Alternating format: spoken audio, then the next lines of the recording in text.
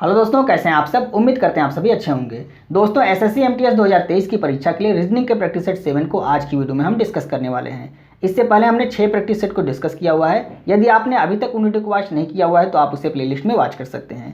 ये सभी practice set youth competition के प्रैक्टिस सेट हैं, इसलिए मोस्ट इंपॉर्टेंट है। तो वीडियो को आप पूरा देखिएगा और यदि आपको वीडियो अच्छी लगे तो वीडियो को लाइक जरूर कीजिएगा। तो आइए आज की वीडियो को स्टार्ट करते हैं।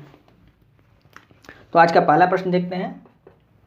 पहला प्रश्न कह रहा है, निम्न समीकरण को संतुलित करने के लिए किन दो चिन्हों को आपस में बदला जाना चाहिए। तो ऑप्शन ए कह रहा है प्लस और इनटू, यानी कि प्लस को गुणे में और गुणे को प्लस में बदल दीजिए। तो यहाँ प्लस के स्थान पे गुणा कर दिया और गुणे के स्थान पे प्लस कर दिए। अब इसको सॉल्व कीजिए, अगर संतुलित हो जाता है तो वही हमारा ऑप्शन राइट हो जाएगा। तो पहले हम भाग करेंगे, तो 6 चौक 24, यहाँ 4 आ गया, यहाँ माइनस है, 7 यहाँ 21 और यहाँ पे आपका प्लस है ये 12। इसको अगर हम घटाते कितना आ जाता है, यहाँ प्लस में 8 आ जाएगा और ये आपका 21 है और 21 और 8 कितना हो जाएगा 29। तो ऑप्शन नंबर ए हमारा यहाँ पे राइट हो गया। यानी पहला ऑप्शन ही है जिसमें हमने प्लस को गुणे में और गुणे को प्लस में बदला है, वही ऑप्शन हमारा राइट हो जाएगा, क्योंकि इससे हमारा समीकरण संतुलित हो जा रहा है। अब आइए हम दूसरा प्रश्न देखते हैं। दूसरा प्रश्न कह रहा है, एक निश्चित कूट भाषा में यदि WRITE को RWIET और MONTHLY को NOMTYLH लिखा जाता है, तो उसी कूट भाषा में AMSTERDAM को क्या लिखा जाएगा। तो यहाँ पर देखिए WRITE इसको लिखा जाता है ये, और इसको लिखा जाता है ये। तो आपसे कह रहा है कि AMSTERDAM को क्या लिखा जाएगा। तो ध्यान से देखिए, यहाँ पे बीच में जो आई है ये परिवर्तित नहीं हो रहा है। यहाँ पर देखिए बीच में क्या आ रहा है, यहाँ पे टी है, चूँकि 3 इधर है 3 इधर है तो ये आपका बीच में हो गया। यहाँ पे 2 इधर है और 2 इधर है तो ये आपका बीच में हो गया। तो यहाँ पर भी जो बीच में है, यानी कि यहाँ देखिए 4 इधर हो गया और 4 इधर हो गया, ई हो गया। तो ई आपका ऐसे ही रहेगा। अब देखिए क्या कर रहा है, अब आर को इधर कर दे रहा है, डब्ल्यू को इधर, यानी कि जो लेफ्ट में है उसको राइट में और जो राइट में है उसको लेफ्ट में कर दे रहा है। यहाँ पर भी देखिए यम को इधर कर दिया, ओ को इधर और यम को इधर, यानी कि MON इस तरह से लिख दिया है। यहाँ पर भी Y L और H लिख रहा है। तो आप सेम प्रोसेस यहाँ पे अपनाएंगे। यहाँ पे क्या करेंगे, इसको आप इस तरह से T को पहले, S को उसके बाद, M को यहाँ, फिर A को यहाँ लिखेंगे, यानी कि TSMA। उसके बाद इसमें देखिए यहाँ पे हो जाएगा M, फिर A और फिर D और फिर R। यही आपका राइट आंसर हो गया। देख लीजिए किस ऑप्शन में आ रहा है, TSMAE MADR, यानी कि ऑप्शन नंबर ए में आपका आ रहा है, यानी कि ऑप्शन नंबर ए आपका दूसरे प्रश्न का राइट आंसर हो जाएगा। अब आइए हम तीसरा प्रश्न देखते हैं। तीसरा प्रश्न कह रहा है, उस विकल्प का चयन कीजिए जो दी गई आकृति में इनके भाग के रूप में अंतर्निहित नहीं है, घुमाने की अनुमति नहीं है। तो यह प्रश्न भी आप कमेंट करके बताएंगे इसका आंसर, क्योंकि इसमें आपको सिर्फ देख के बताना है और कोई इसमें रीजनिंग नहीं लगानी है आपको। तो इसका आंसर आप कमेंट करके बताएंगे कि कौन सी आकृति जो ऑप्शन में दी गई है वो जो प्रश्न में फिगर दिया गया है उसमें अंतर्निहित नहीं है। तो यहाँ पे आप कमेंट करके बताएंगे। अब आइए हम चौथा प्रश्न देखते हैं।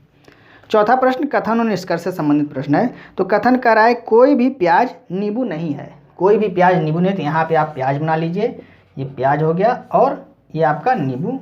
अच्छा, नींबू नहीं है तो यानी कि इस तरह से नहीं बनेगा। यहाँ पे आप कोई भी प्याज नींबू नहीं है, तो नींबू को यहाँ बनाइए और इसको क्रॉस कर दीजिए। कोई भी प्याज नींबू नहीं है। आगे कह रहा है, कोई भी नींबू आलू नहीं है। अब कोई भी नींबू आलू नहीं है तो इसको भी यहाँ बनाइए, आलू को, ये आपका आलू हो गया, और आलू नहीं है मतलब इसको भी क्रॉस कर दीजिए। मतलब दोनों कथन हमने यहाँ पे उसका फिगर बना लिया। कोई भी प्याज नींबू नहीं है और कोई भी नींबू आलू नहीं है। अब आपसे निष्कर्ष क्या कर रहा है, निष्कर्ष को देख लीजिए क्या कर रहा है। निष्कर्ष कर रहा है, कोई भी प्याज आलू नहीं है।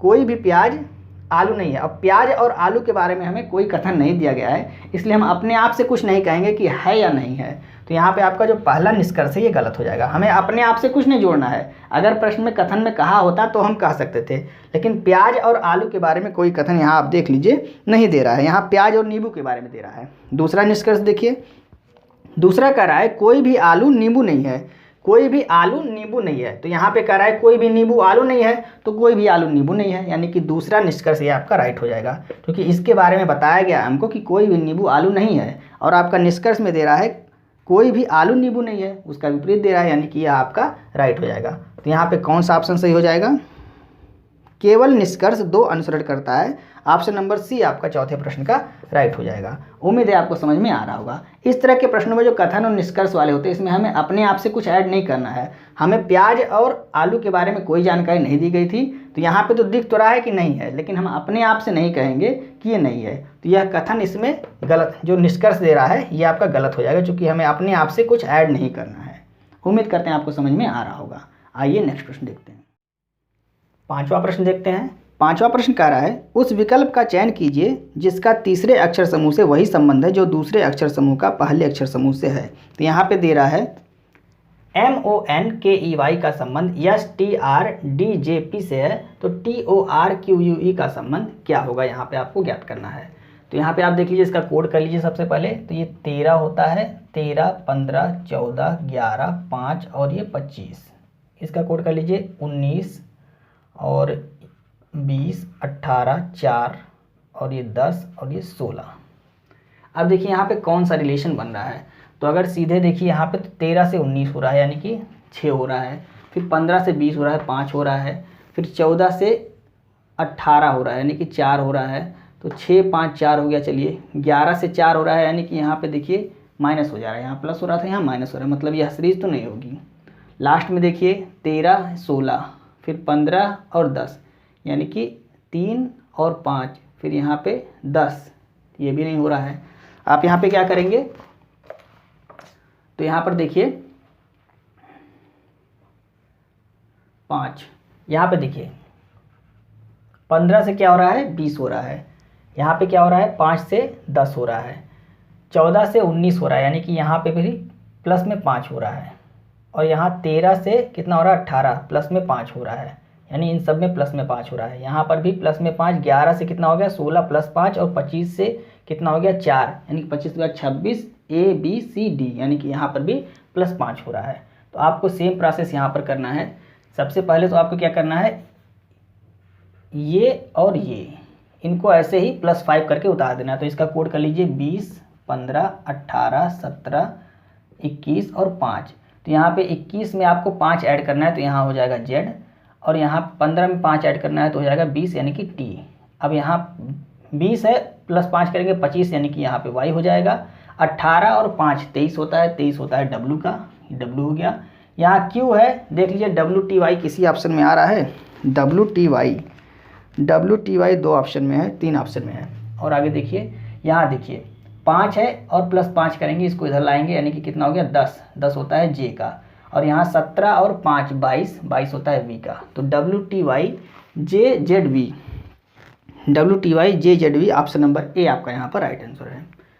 प्रैक्टिस करेंगे तो आपको जो प्रोसेस है वो समझ में आ जाएगा कि आपको क्या चीज़ यहाँ पे अप्लाई करना है। जितना प्रैक्टिस करेंगे आप कोडिंग डिकोडिंग में, उतना आपके लिए अच्छा होगा, उतना जल्दी आपके दिमाग में आएगा कि कैसे हमको इसको सॉल्व करना है और क्या रिलेशन इसमें बन रहा है। आइए हम 6वां प्रश्न देखते हैं। 6वां प्रश्न कह रहा है, निम्न श्रेणी में प्रश्नवाचक चिन्ह के स्थान पर कौन सी संख्या आएगी। अब यहाँ पे एक श्रेणी दे रहा है 5, 20, 65, 200, आगे क्या आएगा। तो यहाँ पे सबसे पहले इस तरह में हम अंतर निकालते हैं। तो यहाँ हो गया 15, यहाँ पर देखिए यहाँ हो गया 35, 5 और 35 नहीं, यहाँ पे 45 होगा। यहाँ पे देखिए कितना हो जाएगा, तो यहाँ पे आपका हो गया 135। आगे क्या होगा ये आपको ज्ञात करना है। तो यहाँ देखिए 15 में अगर 3 से आप गुणा करेंगे कितना हो जाएगा, 15 3 45, 45 में 3 से गुणा करेंगे तो 135।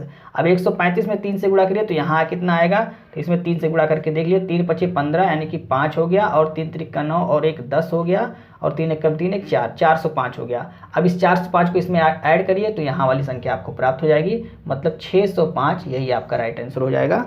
देख लीजिए किस ऑप्शन में है, 605 ऑप्शन नंबर बी में है, तो ऑप्शन नंबर बी आपका यहाँ पर राइट आंसर हो जाएगा। 6वें प्रश्न का ऑप्शन नंबर बी राइट है। उम्मीद करते हैं आपको समझ में आ रहा होगा। सबसे पहले इस तरह के प्रश्न में आप अंतर निकालेंगे और वहाँ देखेंगे कि क्या रिलेशन बन रहा है। अब आइए हम 7वां प्रश्न देखते हैं। 7वां प्रश्न कह रहा है, एक निश्चित कूट भाषा में यदि FREEDOM को 61822224121 के रूप में कूटबद्ध किया जाता है, तो उसी भाषा में SUPINE को किस रूप में कूटबद्ध किया जाएगा। तो यहाँ पर देख लीजिए, इसको ये लिखा जाता है, तो यहाँ पे कौन सा कोड होगा ये आपको ज्ञात करना है। तो सबसे पहले आप देख लीजिए, इसका कोड होता है 6, इसका होता है 18, इसका होता है 5 5 और 4 15 और ओ का होता है 15 और यहाँ पे इसका 13 होता है। तो यहाँ पे 6 का 6 लिख रहा है, 18 का 18 लिख रहा है, यहाँ 5 की जगह पे 22 लिख रहा है, यहाँ भी 5 की जगह पे 22 लिख रहा है और यहाँ ओ के 15 की जगह पे कितना लिख रहा है 12 लिख रहा है। क्यों लिख रहा है? तो यहाँ देखिए बाकी डी की जगह पे 4 ही लिख रहा है और 13 की जगह पे यहाँ पे 13 ही लिख रहा है। यहाँ पे आपका जो वावेल है यानी कि ए ई आई ओ यू उनका अपोजिट का कोड लिख रहा है। जैसे ई का अपोजिट क्या होता है वी और वी का कोड होता है 22, यहाँ पर भी ई का अपोजिट वी और उसका कोड 22। ओ का अपोजिट एल होता है और एल का कोड कितना होता है 12। सेम प्रोसेस आपको यहाँ पे करना है। जो कॉन्सोनेंट है उनका कोड वैसे ही उतार देना है और जो वावेल है यानी कि जो स्वर है उसका अपोजिट का कोड आपको निकालना है। तो यहाँ पे देखिए 19 होता है तो 19 ऐसे उतर जाएगा। ये यू है, अब यू आपका स्वर है तो इसका यू का अपोजिट क्या होता है यानी कि एफ होता है, तो एफ का 6 हो जाएगा। पी ऐसे उतर जाएगा, पी का 16 होता है और आई भी आपका स्वर है तो इसका क्या हो जाएगा, तो आई का आर होता है अपोजिट, आर का 18 होता है। एन ऐसे उतर जाएगा 14 होता है और ई का अपोजिट आपको लिखना पड़ेगा, तो ई का वी होता है, वी का 22 होता है। तो यही आप देख लीजिए 19 196161 1961 तो 1961 एक ही ऑप्शन में दिख रहा है ऑप्शन नंबर सी में, बाकी किसी में 1961 है नहीं। तो ऑप्शन नंबर सी आपका राइट आंसर हो जाएगा। आप पूरा चेक कर लीजिए, ऑप्शन नंबर सी ही आपका राइट आंसर होगा। आइए 8वां प्रश्न देखते हैं। 8वां प्रश्न कह रहा है दिए गए पैटर्न का ध्यानपूर्वक अध्ययन कीजिए और उस संख्या का चयन कीजिए जो इसमें प्रश्नवाचक चिन्ह के स्थान पर आ सकती है। तो यहाँ पर देखिए पैटर्न दिया हुआ 15 12 90 16 13 104 12 18 और यहाँ पे आपको बताना है कि कौन सी संख्या आ सकती है। तो इसमें देखिए कौन सा रिलेशन बन रहा है। तो यहाँ पर देखिए 15 में अगर हम 6 से गुणा करेंगे कितना आ जाएगा 90 आ जाएगा। अब 6 कहाँ से आएगा, अगर हम 12 का आधा करते हैं तो 6 आ जाता है यानी कि 15 गुणे 6 बराबर कितना हो गया 90। अब यहाँ पे 13 का आधा करके हम 16 में गुणा करते हैं, 13 का आधा करेंगे तो 6.5 हो जाता है, 16 पचे 80 और 16 छक 96 और 8 104 और एक अंक पे दशमलव यानी कि 104 आ रहा है यहाँ पर भी। तो यहाँ पर भी आपको क्या करना है 18 का आधा कितना होता है 9 और 12 में 9 से गुणा करना है, 12 9 कितना होता है 108, 12 9 108, यही आपका राइट आंसर हो गया। ऑप्शन नंबर डी आपका यहाँ पर राइट आंसर हो गया यानी कि 8वें प्रश्न का ऑप्शन नंबर डी आपका राइट है। उम्मीद करते हैं आपको समझ में आ रहा होगा। आइए नेक्स्ट प्रश्न देखते हैं। 9वां प्रश्न देखते हैं। 9वां प्रश्न कह रहा है उस वेन आरेख का चयन कीजिए जो निम्नांकित वर्गों के मध्य संबंध का सर्वश्रेष्ठ निरूपण करता है। अभियंता, भारतीय और महिलाएं, इनके बीच आपको वेन आरेख बनाना है। तो अभियंता मतलब इंजीनियर, तो इंजीनियर भारतीय भी हो सकती हैं, विदेशों में भी इंजीनियर होते हैं। महिलाएं भी भारत में होती हैं, विदेशों में भी होती हैं। तो यहाँ पे आपका इसका जो वेन आरेख बनेगा वो इस तरह से बनेगा। कुछ महिलाएं इंजीनियर भी हो सकती हैं और कुछ महिलाएं जो इंजीनियर है वो भारतीय भी हो सकती हैं। तो इस तरह से आपका वेन आरेख बनेगा। ये आपका हो गया अभियंता, ये अभियंता हो गई, ये आपकी महिलाएं हो गई और ये आपके भारतीय हो गई। तो यहाँ पे वेन आरेख आपका ये वाला राइट होगा। तो कौन से ऑप्शन में है, ऑप्शन नंबर सी में दिया हुआ है, तो ऑप्शन नंबर सी आपका यहाँ पर राइट आंसर हो जाएगा। यानी 9वें प्रश्न का ऑप्शन नंबर सी आपका राइट होगा। आइए हम 10वां प्रश्न देखते हैं। 10वां प्रश्न कथन और निष्कर्ष से संबंधित प्रश्न है। तो कथन कह रहा है कुछ अंगूठियाँ कैलेंडर हैं, कुछ अंगूठियाँ कैलेंडर हैं। तो यहाँ पे हम अंगूठी बना लेते हैं, ये अंगूठी हो गई और कुछ अंगूठियाँ क्या है कैलेंडर, तो ये कैलेंडर हो गए। आगे क्या कह रहा है कथन में, तो दूसरा कथन कह रहा है सभी अंगूठियाँ कैप हैं। अब सभी अंगूठियाँ क्या हैं कैप हैं, तो कैप आपका यहाँ पे हो गया, ये कैप हो गए, सभी अंगूठियाँ कैप हो गई। ये हमने कथन दोनों यहाँ पे उसका डायग्राम बना लिया। अब निष्कर्ष क्या कर रहा है सभी कैलेंडर अंगूठियाँ हैं, सभी कैलेंडर अंगूठियाँ हैं। तो ये कैलेंडर है और यहाँ पे अंगूठी है, तो कुछ कैलेंडर अंगूठियाँ हैं, सभी नहीं हैं। मतलब जो निष्कर्ष पहला कह रहा है सभी कैलेंडर अंगूठियाँ हैं, ये आपका गलत हो गया, पहला निष्कर्ष गलत हो गया। अब दूसरा देखते हैं सभी कैलेंडर अंगूठियाँ नहीं हैं। दूसरा देखते हैं, दूसरा कह रहा है कम से कम कुछ कैलेंडर कैंप हैं, कम से कम कुछ कैलेंडर कैंप है। कैप आपका यहाँ तक है तो कम से कम कुछ कैलेंडर कैप है, तो ये आपका राइट हो गया, यानी दूसरा आपका राइट हो गया। तो ऑप्शन कौन सा सही होगा, केवल निष्कर्ष 2 अनुसरण करता है, ऑप्शन नंबर सी आपका राइट आंसर हो जाएगा। इन 10वें प्रश्न का ऑप्शन नंबर सी इसका भी आपका राइट आंसर हो जाएगा। आइए 11वां प्रश्न देखते हैं। 11वें प्रश्न में एक कागज़ दिया हुआ, उसको 2 बार फोल्ड किया है और फोल्ड करने के बाद यहाँ पर 3 कट लगाया है। अब आपको कह रहा है जब इसको ओपन करेंगे तो ये किस तरह से दिखाई देगा।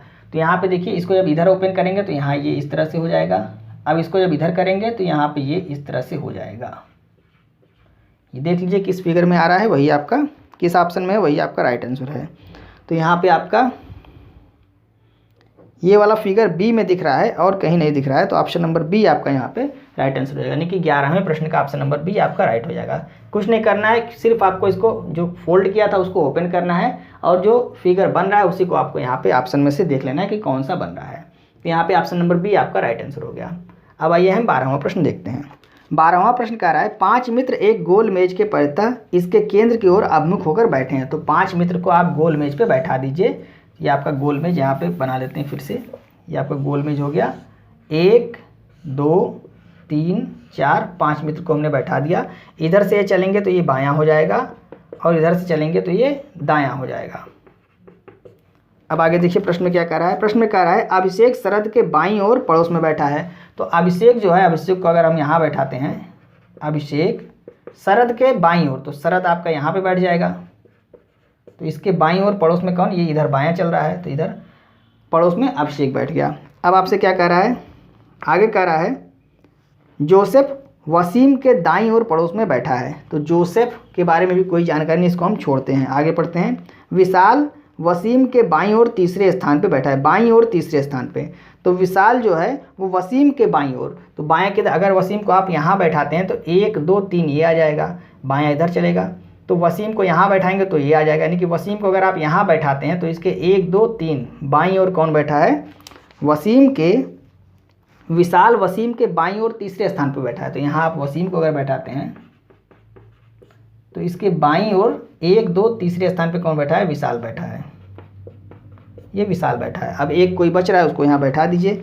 तो जोसेफ बच रहा था, जोसेफ वसीम के दाईं ओर है, तो वसीम के दाईं ओर, ये वसीम है, इसके दायां इधर है, यहाँ पर आपका जोसेफ हो गया,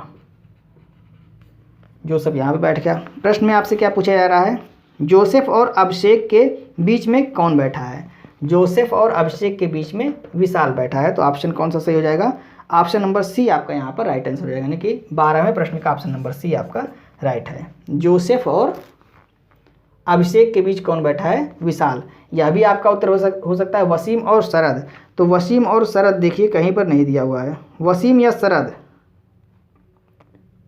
वसीम या शरद, या शरद दे रहा है, वसीम और शरद देता तो आपका यह ऑप्शन बी भी हो सकता है। यहाँ कह रहा है वसीम या शरद, लेकिन यहाँ पे होता है वसीम और शरद, तब आपका यह भी राइट हो जाता। और इसके बीच में कौन है, ये विशाल है, और इधर से वसीम और शरद हैं। तो आपका ऑप्शन नंबर सी यहाँ पर राइट होगा, क्योंकि बी में या कर दिया है और नहीं कर रहा है। तो उम्मीद करते हैं आपको प्रश्न समझ में आ रहा होगा। आइए नेक्स्ट प्रश्न देखते हैं। 13वां प्रश्न देखते हैं। प्रश्न कह रहा है दिए गए विकल्पों में से गणितीय चिन्हों के उस संयोजन का चयन करें जिसे निम्न समीकरण में स्टार के स्थान पर क्रमिक रूप से रखने पर समीकरण संतुलित हो जाएगा। तो पहला ऑप्शन लेते हैं भागा गुणे ऋण धन और बराबर, यानी भागा गुणे ऋण धन और बराबर। तो इसको सॉल्व करके बराबर 50 आना चाहिए। अब यहाँ देखिए अगर इससे भाग देते हैं तो कितना आ जाएगा, यहाँ पे 5 आ जाएगा। अब इसका 5 में 6 से गुणा करेंगे तो 6 पंचे 30 आ जाएगा, यानी कि यहाँ तक को अगर आपने सॉल्व किया तो कितना आ गया, 30 आ गया। और उसके बाद ये 15 है और ये 3 है, यानी कि ये -15 और प्लस में 3, तो इसको जोड़ेंगे दोनों को 33 हो जाएगा। 33 में से 15 घटाएंगे तो 50 नहीं आएगा, मतलब पहला ऑप्शन नहीं होगा। अब आइए हम दूसरा ऑप्शन देखते हैं। दूसरे ऑप्शन में दे रहा है प्लस इंटू, यानी कि धन गुणे ऋण भागा और बराबर, धन गुणे ऋण भागा और बराबर। सबसे पहले इसका भाग देंगे, यानी कि 3 पंचे 15, यहाँ पे आ गया 5, यहाँ माइनस और 6 पंचे 30 और यहाँ पे है आपका 25 धन। तो 25 और ये मिला के हो गया 55, और 55 में से 5 को जब आप घटाएंगे तो कितना आ जाएगा, 50, यानी कि 55 माइनस 5 बराबर 50। तो समीकरण संतुलित हो जा रहा है, मतलब ऑप्शन नंबर कौन सा सही है, ऑप्शन नंबर बी आपका यहाँ पर राइट आंसर है। तो 13वें प्रश्न का ऑप्शन नंबर बी आपका राइट आंसर है। आइए 14वां प्रश्न देखते हैं। प्रश्न कह रहा है 8 मित्र A B C D E F G और एच एक गोल मेज के परितः इसी क्रम में दक्षिणावर्त रूप से मेज के केंद्र की ओर अभिमुख होकर एक दूसरे से समान दूरी पर बैठे हैं। यदि सी दक्षिण दिशा में बैठा है तो उत्तर पश्चिम दिशा में कौन बैठा है।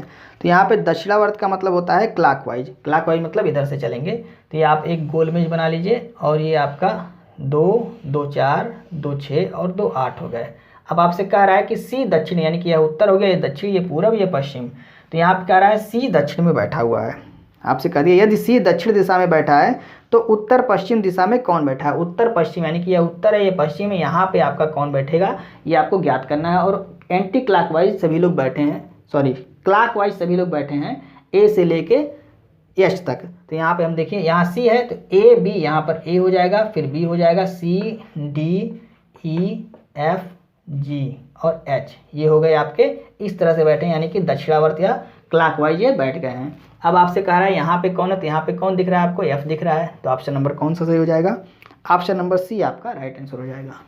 14वें प्रश्न का ऑप्शन नंबर सी राइट है। आपको बस दक्षिणावर्त मतलब क्लॉकवाइज ये याद रखना है। जब आप इसको याद रखेंगे तो आसानी से आप इसका उत्तर दे लेंगे। अगर आपको दक्षिणावर्त का मतलब नहीं पता होगा तो आप इसका उत्तर नहीं दे पाएंगे।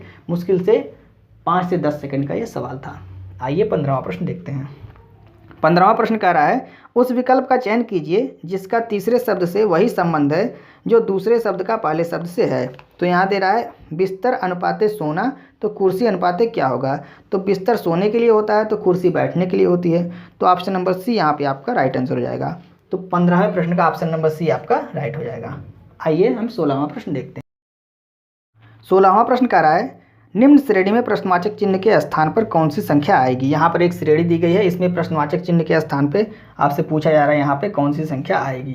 तो यहाँ देख लीजिए, सबसे पहले आप अंतर निकालेंगे। इसका अंतर कितना हो गया 1, इसका अंतर कितना हो गया 9, इसका अंतर देख लीजिए यहाँ पे आपका हो गया 25, इसका अंतर देखिए तो यहाँ पे आपका हो जाएगा 9 और यहाँ पे 7 4 11 49।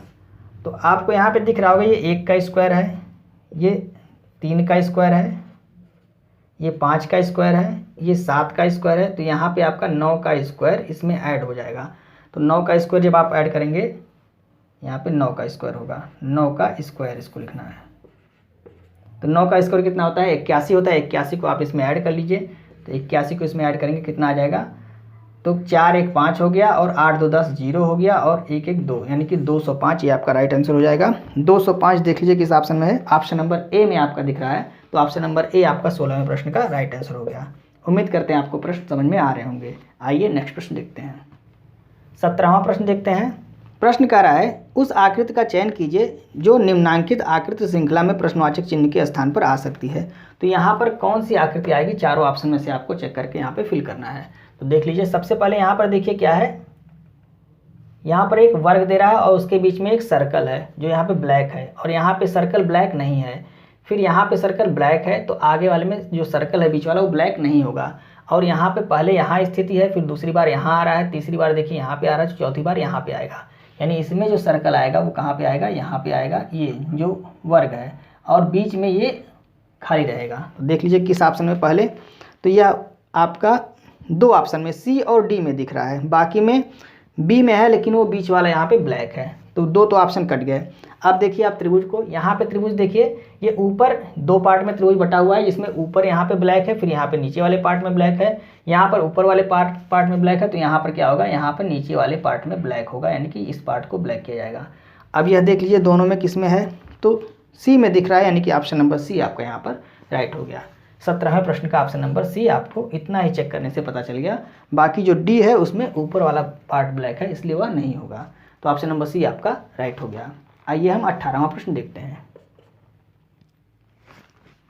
प्रश्न कह रहा है एक निश्चित कूट भाषा में यदि TURNIP को 2 3 9 5 9 7 के रूप में और QUEEN को 8 3 5 5 5 के रूप में कूटबद्ध किया जाता है, तो उसी कूट भाषा में LEMON को किस रूप में कूटबद्ध किया जाएगा। तो यहाँ पर देख लीजिए कौन सा रिलेशन बन रहा है। अब T का होता है 20, इसका होता है 21, इसका 18, इसका होता है 14, 9 और यहाँ पे होता है 16। अब यहाँ पे किस तरह से कोड को लिख रहा है, तो आप ध्यान से देखिए, इन दोनों को जब आप ऐड करेंगे कितना हो जाएगा, 2 हो जाएगा। फिर 2 और 1 को ऐड करेंगे कितना होगा, 3 होगा, 3 लिख दिया। 8 और 1 9, यहाँ पे 9 लिख दिया। 4 और 1 5, 5 लिख दिया, यहाँ 9 का 9 ही लिख दिया। और 6 और 1 कितना हो गया, 7 हो गया। सेम इसी तरह से इसको भी कर रहा है। यहाँ Q का होता है 17, U का होता है 21, इसका 5 5 और इसका 5, तो इन तीनों का 5 होता है, तो 5 यहाँ लिख दिया। यहाँ U का कितना है 21, यानी 2 और 1 3 हो गया, और इसका 7 और 1 8 हो गया। तो सेम प्रोसेस आपको यहाँ पे करना है। इसका कोड होता है 12 5 13 15 और 14। तो इन दोनों को ऐड करना है, 2 और 1 कितना हो जाएगा, 3 हो जाएगा, यहाँ 5 हो गया, 3 और 1 4 हो गया, 5 और 1 6 हो गया, 4 और 1 5 हो गया, यानी 3 5 4 6 5, 3 5 4 6 5, यही आपका राइट आंसर हो गया। देख लीजिए कहाँ पे है, 3 5 4 6 5 ऑप्शन नंबर ए में दिख रहा है, तो ऑप्शन नंबर ए आपका 18वें प्रश्न का राइट आंसर हो गया। उम्मीद करते हैं आपको समझ में आ रहा होगा। अब आइए हम 19वां प्रश्न देखते हैं। 19वां प्रश्न कह रहा है उस विकल्प का चयन कीजिए जो अक्षर समूह की निम्न श्रृंखला में प्रश्नवाचक चिन्ह के स्थान पर आएगा। तो यहाँ पर देख लीजिए, इसमें आपको सबसे पहले कोडिंग करना है और आपको यहाँ पता करना है कि कौन सा यहाँ पे अल्फ़ाबेट आएगा। तो सबसे पहले इसका कोड कर लीजिए। तो एन का होता है 14, वाई का 25, इसका होता है 4, इसमें 13, यहाँ पे होता है एक्स का होता है 24 और इसका 3 होता है, 12 23 और यहाँ पे 2 होता है, और यहाँ पे आपका 11 और इसका 22 और इसका होता है 1। तो यहाँ देखिए 14 से क्या हो रहा है 13, 13 से 12, 12 से 11, तो यहाँ पे क्या हो जाएगा 10, और 10 किसका होता है, 10 होता है जे का, तो जे आपका यहाँ पे हो गया। देखिए 25 के बाद 24 के बाद 23, फिर 22 और 21 होता है यू का, 4 3 2 1 और उसके बाद फिर क्या आ जाएगा 26, यानी कि जेड आ जाएगा। तो जे यू जेड, देखिए किस ऑप्शन में, J U Z option number A में दिख रहा है, तो ऑप्शन नंबर ए आपका यहाँ पर राइट आंसर होगा। 19वें प्रश्न का ऑप्शन नंबर ए आपका राइट है। आइए हम 20वां प्रश्न को देखते हैं। 20वां प्रश्न कह रहा है उस विकल्प का चयन कीजिए जिसका तीसरे शब्द से वही संबंध है जो दूसरे शब्द का पहले शब्द से है। तो यहाँ पे कह रहा है उभयचर का संबंध मेढक से है, तो सरीसृप का संबंध किससे होगा। तो सरीसृप मतलब रेंग के चलने वाले जो जानवर होते हैं, यानी कि जीव होते हैं। तो यहाँ पे आपका छिपकली यहाँ पे राइट आंसर हो जाएगा आपका, काकरोच, कंगारू और चूहा और छिपकली, तो इसमें आपका छिपकली राइट आंसर हो जाएगा, यानी कि 20वें प्रश्न का ऑप्शन नंबर ए आपका राइट आंसर है। तो उम्मीद करते हैं आपको आज के प्रैक्टिस सेट के 20 प्रश्न समझ में आए होंगे। यदि आपको वीडियो अच्छी लग रही है तो आप इसे अपने दोस्तों को भी शेयर करें और वीडियो को लाइक और सब्सक्राइब करना ना भूलें। लाइक जरूर किया कीजिए और जो प्रश्नों का हम कहते हैं आप इसका कमेंट करके बताइए, उसका कमेंट जरूर करके बताया कीजिए, जिससे हमको यह समझ में आता है कि आप वीडियो को ध्यान से देख रहे हैं और आपको वीडियो समझ में आ रही है, और हमें मोटिवेशन भी मिलता है जब आपका कोई कमेंट आता है। तो और एंड स्क्रीन वाले वीडियो को भी आप देखा कीजिए, उससे आपको निश्चित रूप से परीक्षाओं में फ़ायदा होगा। तो मिलते हैं नेक्स्ट वीडियो में। जय हिंद।